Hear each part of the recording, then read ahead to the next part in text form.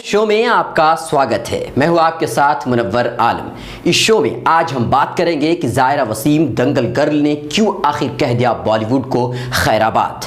पहलू खान के मामले को लेकर के सीएम राजस्थान अशोक कुमार गहलोत ने क्या कहा और G20 में क्या क्या हुआ, हम आपको खबरें तफसील से बताएंगे। इससे पहले कि हम आपको खबरें तफसील से बताएं, आइए एक नज़र डालते हैं मुख्य समाचार पर। कांग्रेस के राज्यसभा सांसद प्रताप सिंह बाजवा ने बड़ा बयान दिया है। उनका कहना है कि पार्टी के सभी सीनियर लीडरों को अपने अपने पदों से इस्तीफा दे देना चाहिए और राहुल गांधी को बदलाव के लिए पूरी आज़ादी दे देनी चाहिए। AIM के सदर और MP असदुद्दीन ओवैसी ने कहा है कि मॉब लिंचिंग के पीछे RSS का हाथ है, संघ परिवार का हाथ है।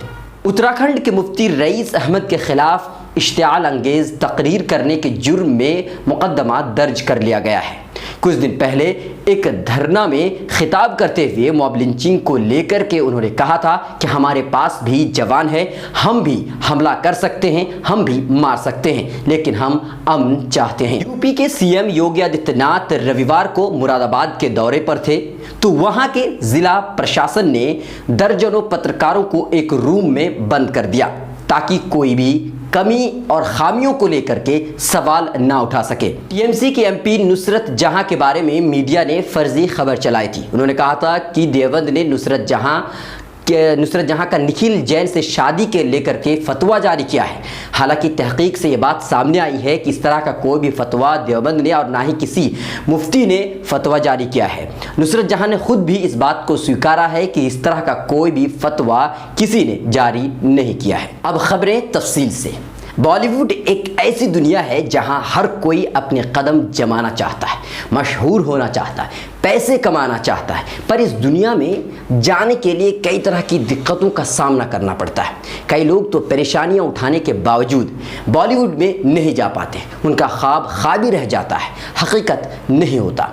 पर हैरत की बात तो ये है कि जब कोई फिल्मी दुनिया में कदम रखे और अपने कदम मजबूत भी कर ले, शोहरत भी कमा ले, पैसे से मालामाल भी हो जाए और अगर वो फिल्मी दुनिया छोड़ दे, तब थोड़ी सी हैरत होती है। जी हाँ, दंगल गर्ल ज़ायरा वसीम ने अपनी फिल्मी कैरियर पर उन्होंने रोक लगा दी है। ये वही ज़ायरा वसीम है जिसने दंगल में जिसके अभिनय का जादू सर चढ़कर बोला था, लेकिन अब उसने बॉलीवुड को खैराबाद कह दिया है।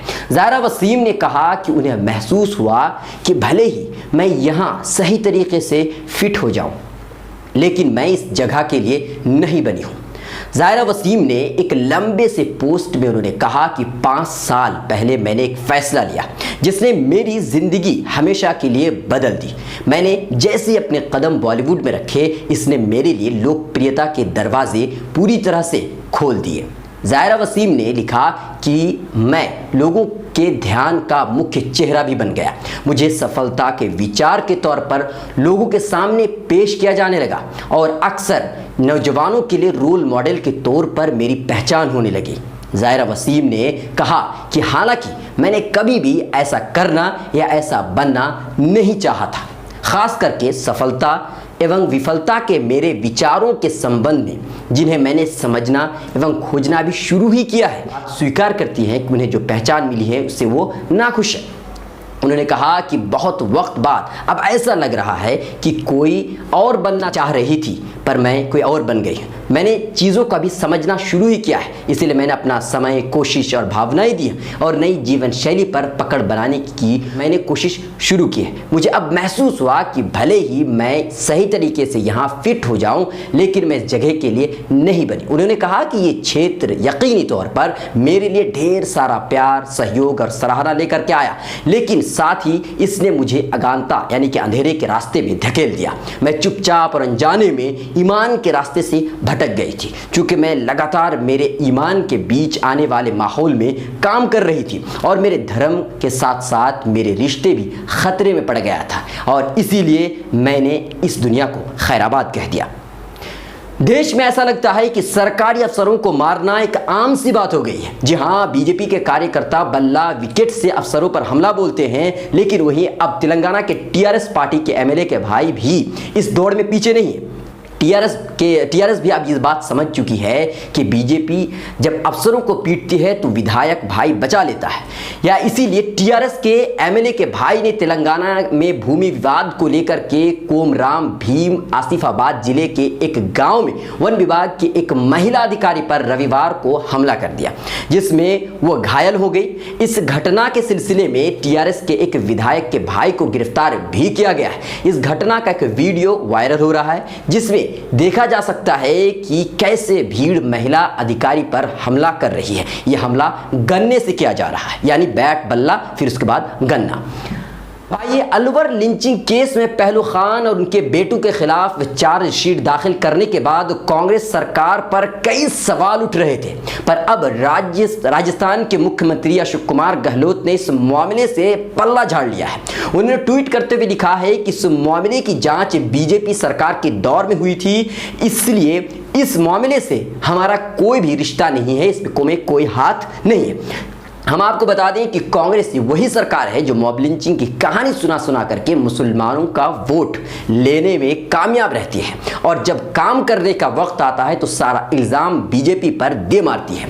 जब राजस्थान में कांग्रेस की सरकार है तो कुछ भी कर सकती है, पर जब मुंह में राम और बगल में छुरा हो तो पल्ला झाड़ लेना ही सही है। बात करते हैं G20 की। जापान के शहर ओसाका में G20 इजलास हो गया है। इजलास का खात्मा हो चुका है। इस इजलास में इंडिया, बर्तानिया, सऊदी अरब, अमेरिका, तुर्की, चाइना, जापान समेत 20 मुल्कों के सरबराहान ने शिरकत की और सामाजिक, आर्थिक और आतंकवाद जैसे गंभीर मुद्दों पर चर्चा की।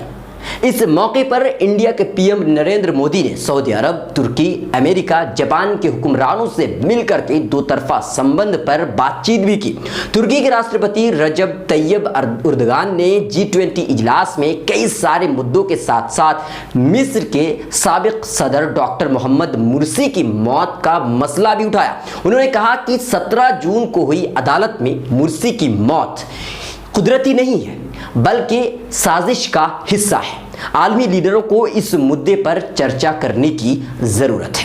जरा सोचिए, महात्मा गांधी का नाम सुन करके हमारे दिल में क्या ख्याल आता है। हिंदुस्तान की अजीम हस्ती है जिनकी कोशिशों के कारण आज हिंदुस्तान आज़ाद फिजा में सांस ले रहा है, पर जब ऐसी हस्ती की तस्वीर शराब की बोतलों पर लगाकर शराब बेची जाए तो दिल पर कितनी चोट लगती है। दरअसल इजरायली कंपनी ने शराब की बोतलों में गांधी जी की तस्वीर लगा करके बेचने की कोशिश में लगा है। इसे देखकर केरला के महात्मा गांधी मेमोरियल फाउंडेशन ने इस सिलसिले में इजराइल के पीएम बेंजामिन नेतन्याहू और पीएम नरेंद्र मोदी से शिकायत करके इस इजरायली कंपनी के खिलाफ कार्रवाई करने की मांग की है। यह पहला मौका नहीं है जब महात्मा गांधी की तस्वीर के साथ ऐसा हुआ है। इससे पहले भी हिंदू महासभा के नेशनल सेक्रेटरी पूजा शकुन पांडे ने गांधी जी की तस्वीर पर गोली चलाई थी।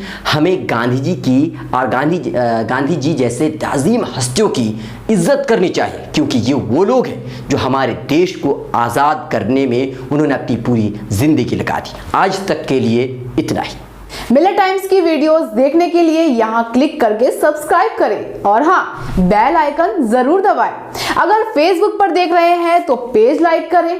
ताज़ा तरीन खबरों और मज़ामीन के लिए विजिट करें हमारी वेबसाइट www.millettimes.com। हमारी ये वेबसाइट उर्दू, हिंदी, इंग्लिश तीनों लैंग्वेज में मौजूद है।